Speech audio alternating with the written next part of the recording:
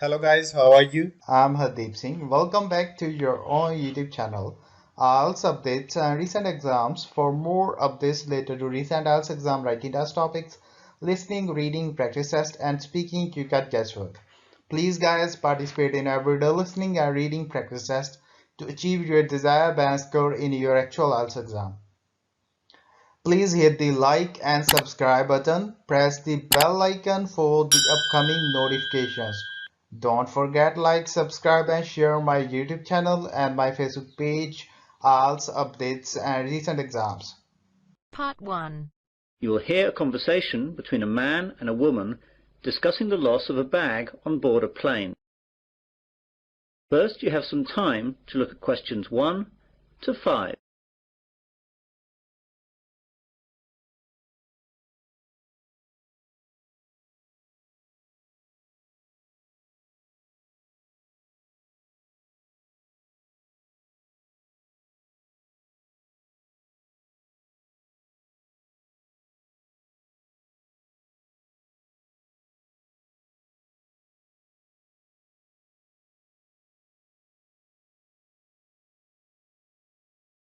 Listen carefully to the conversation and answer questions 1 to 5. Pan Asian Airways, John speaking. Can I help you? Yes, please. I left something on one of your planes last night. I got this number from the operator. Is this the right number to call? Yes, madam. This is the right number. I just need you to tell me your name to start with so I can fill out a lost property form. Kirsty Allen. That's Kirstyanlen. Right, I've got that. Now, what happened last night? Well, I was on a flight last night from New York to London that landed at 12:30 a.m. We were delayed a while in New York, so that when we eventually landed, I was so tired that I accidentally left my handbag on the plane. Did you report this to anyone last night? No, I'm afraid not. I didn't notice until I got home, and then it was really too late to phone. Very well, madam. Let me take a few details for this form, and I'll see what I can do. OK, so the name is Kirsty Allen. And what's please? 48 Wyndham Road, Richmond. The postcode? R16GH7. Good, I've got that. Now, your telephone number? Well, my home number is 020-8927-7651. And my mobile is 07754-897-432. I'm sorry, I didn't catch the second one. What was the mobile again? 07754-897-432. Thanks. Now, do you know the flight number of the plane you were on last night? Oh yes, hang on a second.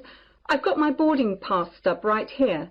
The flight number was PA356.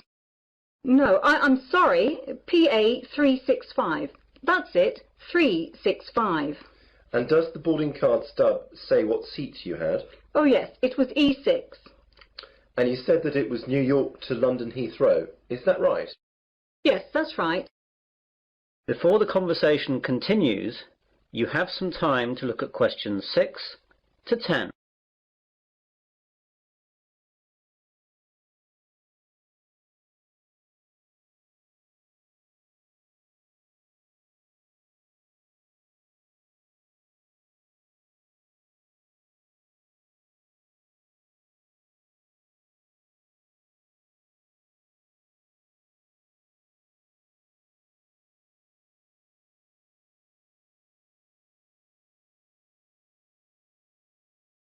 Now listen carefully and answer questions 6 to 10. OK then. Now, I have to take some details about the bag that you lost. It was a handbag, yes? That's right. Could you describe it to me? Well, I guess it just looks like any regular handbag. It's very dark red with black handles, and the catch on the top is gold-coloured. Does it have any distinguishing marks? Not really. It's quite new, you see, so I haven't scratched it or anything. It's got a brand name, but that's just inside the bag when you open it, under the catch. Okay. Now, can you tell me what was inside the bag? Quite a few things, actually. Not my passport, of course, or I would never have got out of the airport. My purse is inside, and that's got about $200 and about £70 cash. There is also my credit card and some membership cards. Good. I'll just write that down. Anything else in the bag? A small paperback that I was reading, some makeup, my work keys, but not my house keys, thank God, and a couple of pens. Have you informed the police about the loss of the card? Yes, and I've also cancelled the card with the credit company. Right. Now what I'll do is to contact the lost property, which is where your bag will have gone if it was found. I'll give you a call back within an hour and tell you what the situation is. If you haven't had a call within an hour and a half, call back this number and ask for me. My name is John, okay? Yes, that's great, John. I'll speak to you later. Goodbye. Goodbye. That is the end of part 1. You now have half a minute to check your answers.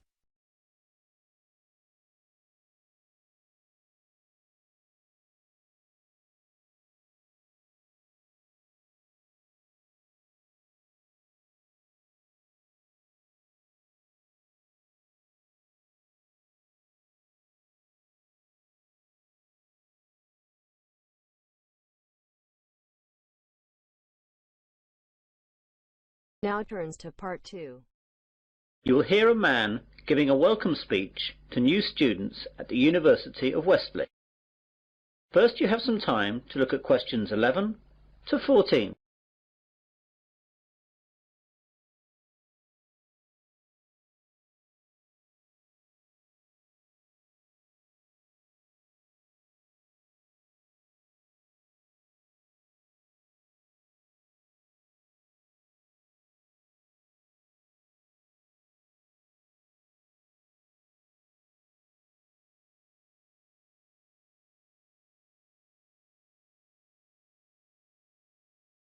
Now listen carefully to the welcome speech and answer questions 11 to 14. Hello and good afternoon. My name is John Walker and I'd like to welcome you new students to the University of Westley. What I'm going to do today is just explain to you some of the facilities that you'll find here on our main campus and where you'll find them. If you look at the map on the overhead projector, let me talk you through some of the locations before describing some of them in more detail. Well, at present we're in the university's main lecture hall. If you go out of the main front entrance, then you will see opposite across the car park the entrance for the focal point of a lot of university life for most students. This is, of course, the Students' Union. About 150 yards on the left of the Union, as you look at it from here, is another focal point for the students, though not as popular as the Union, the University Library. Behind the library is the main university refectory, where many students eat both lunch and dinner. On the other side of the Union is the college chapel, and behind that there is a small hall of residence. There are 3 other halls of residence behind the Students' Union. Behind the hall that we're in now is the sports hall and grounds, and either side of us are academic departments with lecturers' offices, lecture halls, and various labs. You'll find it all a bit confusing at first, but you'll get to know your way around fairly quickly. You now have some time to look at questions 15 to 20.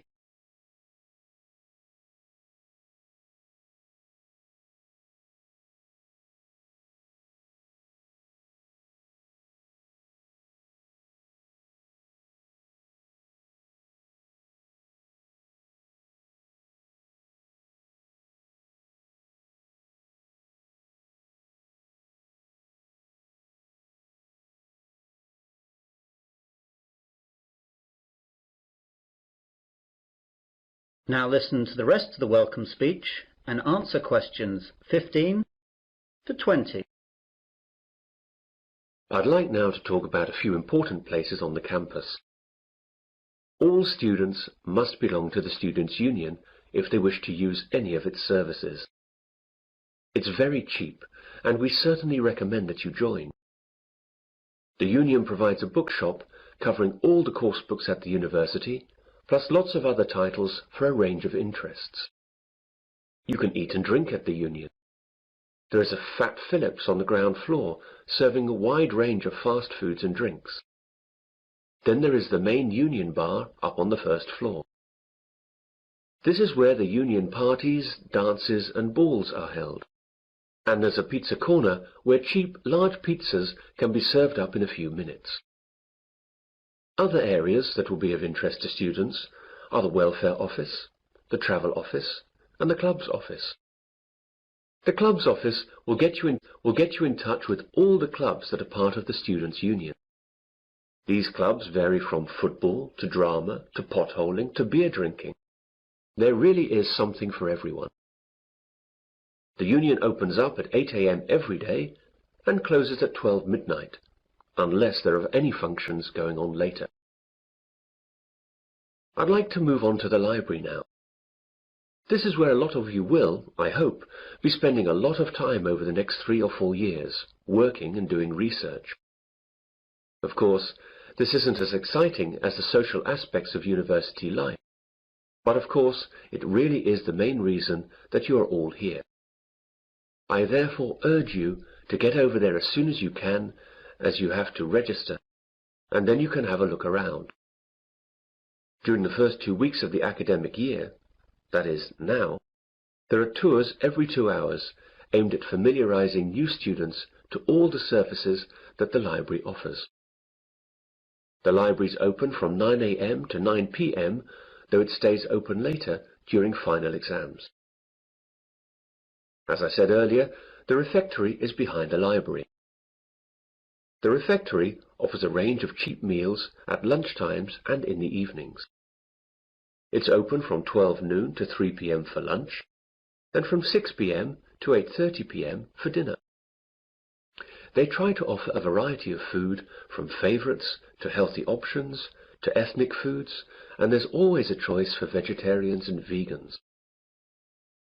The University Sports Hall is one of the most used buildings at the university.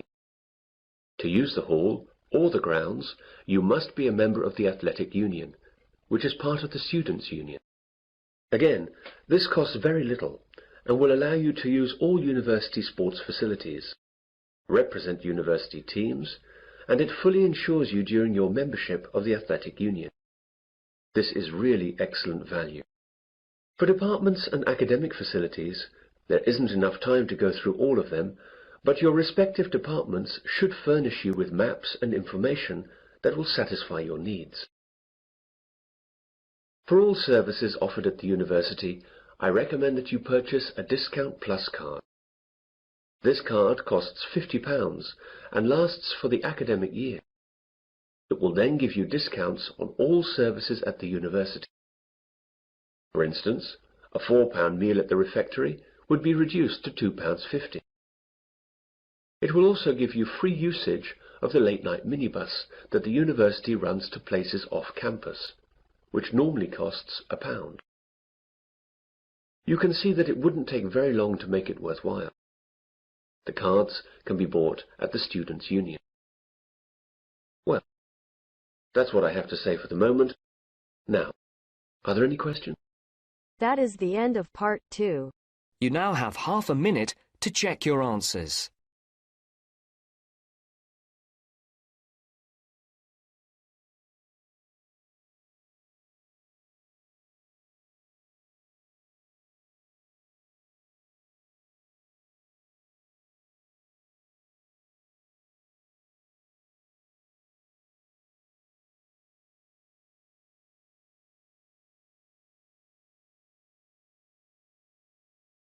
Now turns to part 3. You will hear 2 students talking about their assignment. First, you will have some time to look at questions 21 to 25.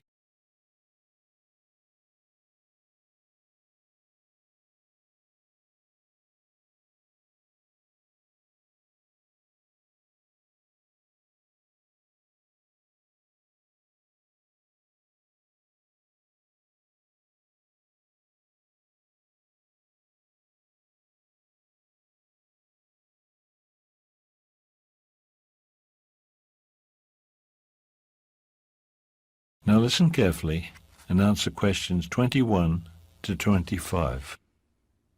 Have you decided what you're going to write your paper on? The one for Professor Anderson's class? The topic is transportation, right? I've been thinking about writing about bicycles as a way to solve our transportation problems. Really? I usually think of bicycling as a sport or recreational activity. Around here, that's what most people think. But in some parts of the world, bicycles are an important form of transportation for many people. I think we have a lot to learn from them. So, what are you going to say in your paper? I'm not sure. Maybe you can help me figure some of it out. Sure. Okay, well, I'd say if you want to persuade people to use bicycles more often, you have to start by thinking about the advantages and disadvantages. You're right. Let's see. Well, I think the advantages are obvious. First, bicycling is good for your health. Yes, that's true. And another thing is that bicycles are a lot cheaper to use than cars. Or any other form of transportation when you think about it. You don't have to pay a fare every time you ride your bike, like you do when you take the bus or the train. Okay, another one is that bicycles don't cause pollution like cars and buses do. Yeah, that's a really important one. Bicycles are a clean form of transportation. Okay, so what about the other side? What are some disadvantages? Some reasons why people might not want to use bicycles? One thing I thought of is weather. Who wants to ride a bike in the rain? Or if you live where the weather is cold all winter, it would be hard to use a bicycle regularly. So bad weather would be a problem. Bad health would be too. Some people just aren't strong enough to ride bikes very much. You have to be in good shape. Yes, especially if you live far from your job or wherever you have to go. So that would be another problem. Distance. It's difficult to ride your bike if your trip is a long distance. Before you hear the rest of the conversation, you have some time to look at questions 26 to 30.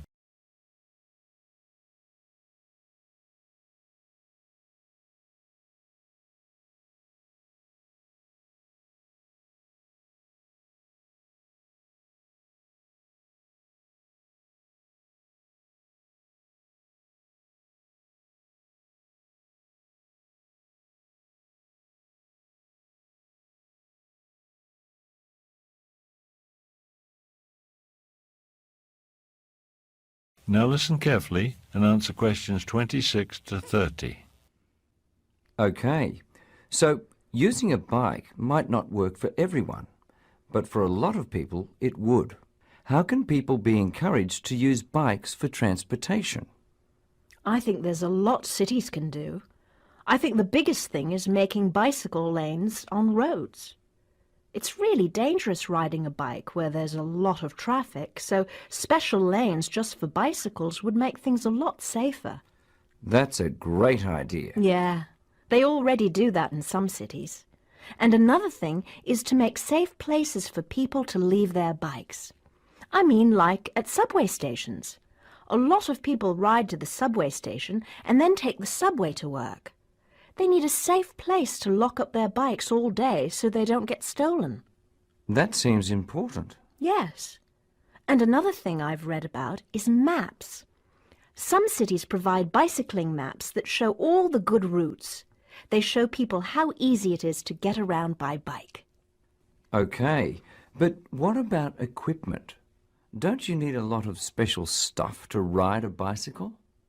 I don't think so. For safety, you should wear a helmet. And at night, you should have lights or wear reflective tape so cars can see you. For comfort, you need light clothes and waterproof clothes when it rains. But that's all I can think of. Really, it's easy and inexpensive to get started riding a bike. I think you'll write a great paper. You've already persuaded me to get a bike. That is the end of part 3. You now have half a minute to check your answers.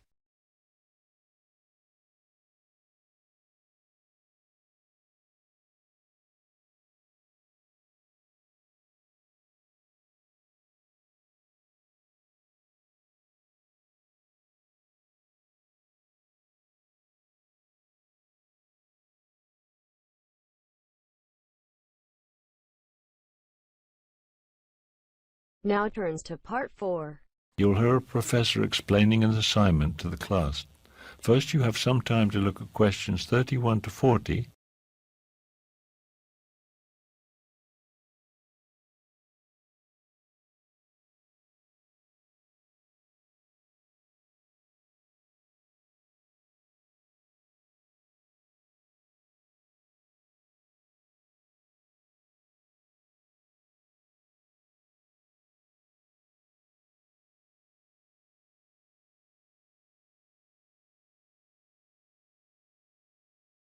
Now listen carefully and answer questions 31 to 40. Good afternoon, everyone.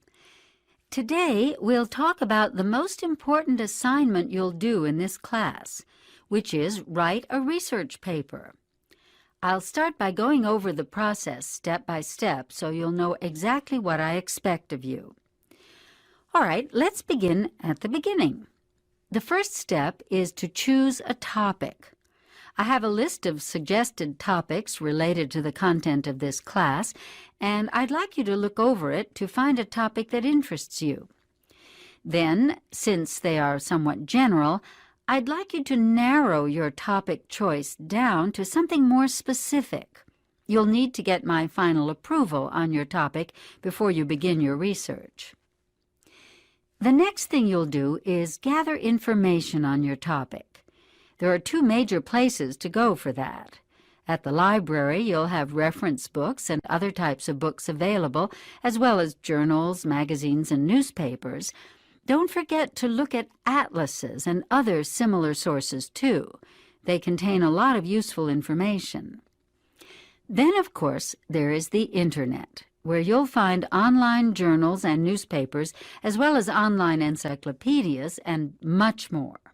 After you have gathered some information and had the chance to start thinking about your topic, the next step is to write a thesis statement.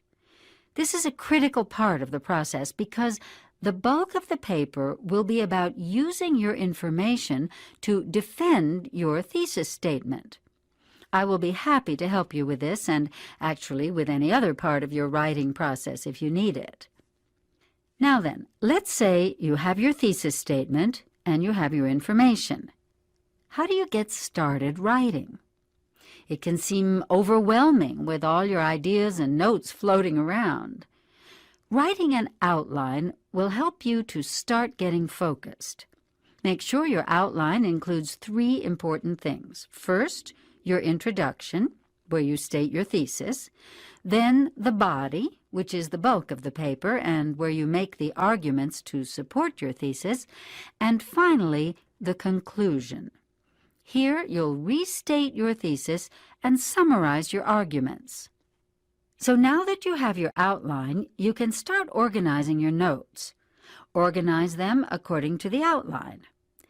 As you go along, you'll start seeing what information is important to emphasize, what information you may actually not want to include, what you need to find out more about, etc.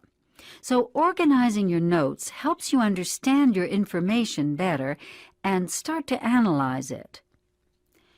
The next step is to write your first draft. If you have developed a good outline and organized your notes well, then this should not be too difficult. Following your outline, present your information and analysis of it. Then, of course, the next thing to do is revise your draft. Read it over carefully, checking to make sure that you have explained your ideas clearly and presented your information correctly. You may want to reorganize some of your information at this point, too.